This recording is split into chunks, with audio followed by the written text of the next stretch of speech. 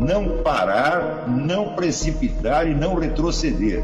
Então dizer para esse cara, sabe quando nós vamos parar? Nunca. Nunca na sua porca vida. Né?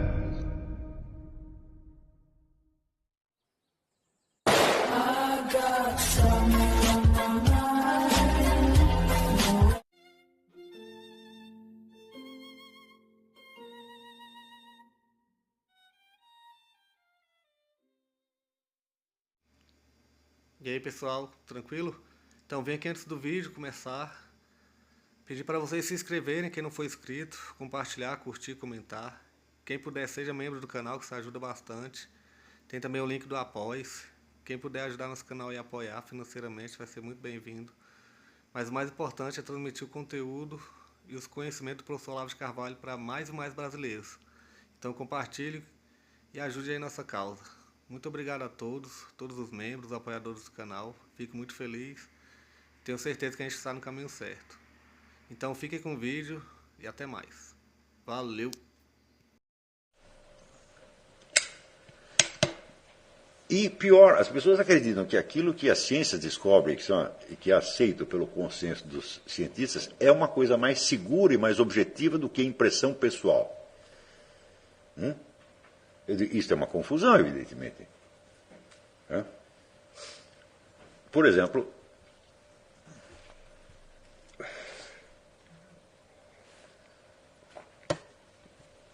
se você dá uma martelada no dedo,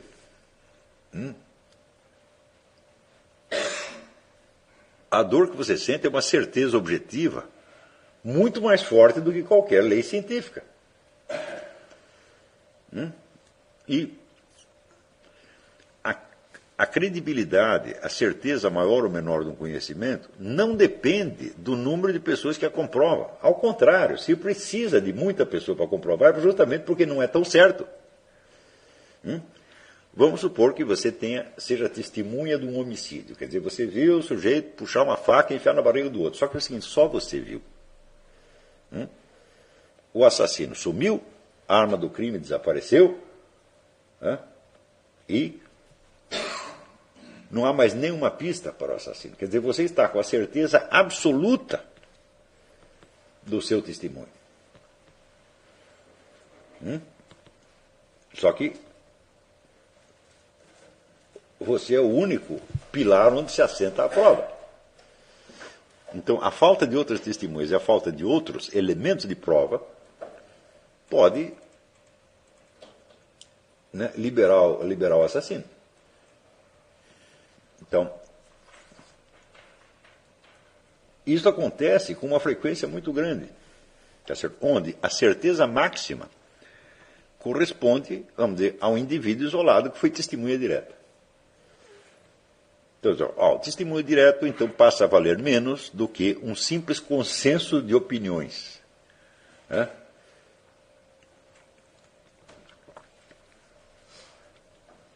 Então, é claro que isso aí é uma confusão entre o grau de certeza objetivo e o valor da autoridade. Que são coisas que elas podem se somar ou se subtrair, mas que não são jamais a mesma.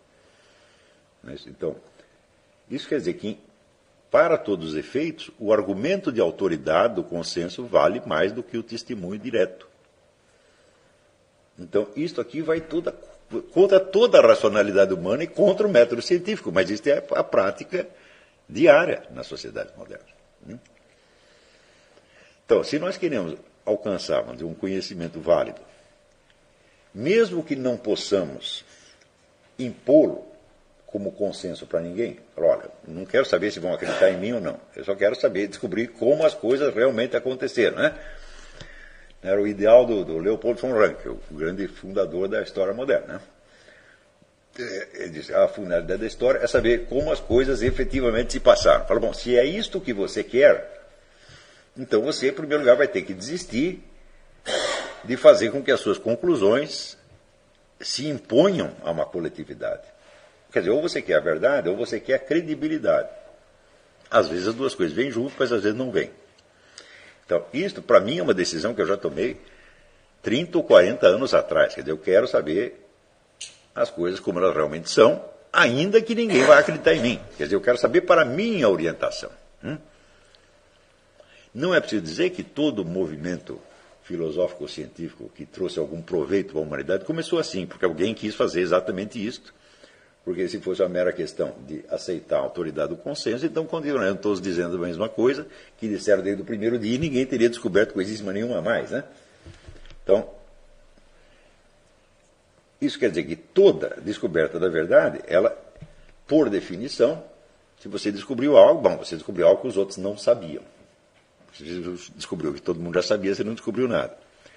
Então, em princípio, toda e qualquer descoberta, ela vem com um elemento de incredulidade, necessariamente.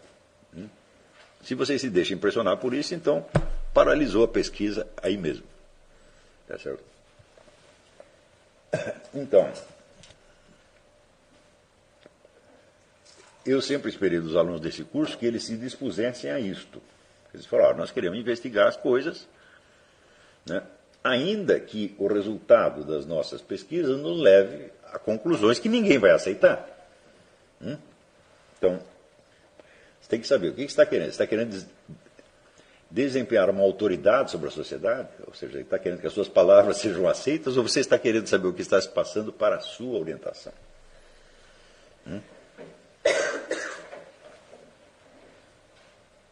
Então, todas as conclusões que eu estou dando aqui são conclusões de anos de estudo, leitura, meditação, etc, etc. E algumas delas eu tenho certeza que não podem ser impugnadas. Mas também tenho certeza que elas não são fáceis de engolir. Por exemplo, esse negócio da dialética interna da democracia. A democracia é um negócio suicida na sua origem. Isso quer dizer o seguinte, você vai ter períodos curtos de democracia, tá certo? Em certos lugares. E isso é tudo que nós podemos esperar. Nunca vai haver nada melhor que isso. Mas todo mundo sabe que as coisas de fato têm sido assim, né? Mas ao mesmo tempo todo mundo quer acreditar que a democracia vai imperar no mundo. Está aí o Barack Obama dizendo que vai derrubar todos os tiranos e impor a democracia a ferro e fogo. O George Bush também acreditava na mesma coisa. Falou, bom, eu acho que quem pensa isso deveria ser eletrocutado imediatamente, porque os resultados vão ser absolutamente desastrosos, né? Então, por exemplo, quando você vê o custo tá certo, da guerra do Iraque, né, em termos de perda de credibilidade do governo, em termos de perdas financeiras, inclusive, tá certo, já foi um negócio imenso, nunca mais vão poder pagar. Só que agora o Bush fez 2 guerras, esse aí já está fazendo 10. Baseado no mesmo argumento, derrubar os tiranos. É isso? Então, que isso vai resultar, daí vai resultar uma democracia, império da liberdade no mundo, falei, isso é impossível, materialmente impossível. Tá certo? Então, mas se as pessoas sabem que sempre foi assim, por que elas querem acreditar que no futuro vai ser diferente? É o negócio do Roberto Carlos, daqui para frente tudo vai ser diferente, né? Eu digo, mas quem lhe disse? Me dê um único indício de que isto tem alguma probabilidade de se tornar realidade. Ninguém dá indício nenhum, mas é uma crença tão profunda e tão arraigada que o simples fato de contestá-la, né, deixa as pessoas revoltadas com você. Não, você é o profeta do caos, profeta da tirania, você diz que tudo vai ser sempre uma porcaria. Eu digo, mas não tem sido sempre uma porcaria? Então, se você teve a sorte de nascer num lugar e num período que está tendo democracia, dê graças a Deus, e saiba que isso não vai durar muito, né? Então, inclusive, eu vim para cá para aproveitar um restinho antes que acabe. Não é isso? Não tenho a ilusão de que isso vai durar muito tempo. Agora, vamos dizer que a massa precise dessa ilusão para continuar se esforçando? Sim, mas por que os intelectuais também, os estudiosos também? Aí é que a gente vê que, peraí, a elite intelectual que o mundo moderno formou, ela é de muito baixo nível, em geral, mas muito baixo. Porque são pessoas que têm necessidade de ter as mesmas crenças da massa. E quando elas criam uma coisa que a massa não acredita, elas se sentem isoladas, sozinhas e saem pedindo socorro. Eu digo, então foi nisso que resultou o iluminismo? Não era o iluminismo que ia, né, abrir a mente de todo mundo. Ninguém mais vai ser crédulo, ninguém mais vai seguir a autoridade. Agora todo mundo deve pensar com sua própria cabeça e buscar a verdade. Kant prometeu isso, é? Eu digo, foi isso que aconteceu? Não, foi exatamente o contrário. Então, quer dizer, nem mesmo uma elite intelectual capaz de enfrentar a realidade você encontra mais. Quer dizer, o iluminismo que fez, quer dizer, esse processo todo que começa no Renascimento, culmina no iluminismo, ele fez é baixar as trevas sobre a inteligência humana. Agora, nominalmente falando, em termos oficiais, né, você vai ver milhares de livros que dizem que foi ali o período em que, vamos dizer, a autoridade perdeu credibilidade e a razão se torna soberana. De onde que aconteceu isso? Não aconteceu em lugar nenhum. Né? Um outro traço característico da modernidade, mas característico, é, vamos dizer, a disseminação de falsas imagens biográficas dos seus heróis. Eu acho que não tem um personagem importante da modernidade cuja biografia, tal como se espalhou pelo mundo até a primeira metade do século XX, não seja 80% falsa. Você vai estudar a vida de Newton, Newton não era nada daquilo que as pessoas pensavam. A vida de Galileu também não era nada daquilo que as pessoas pensavam. Descartes também não. Tá certo?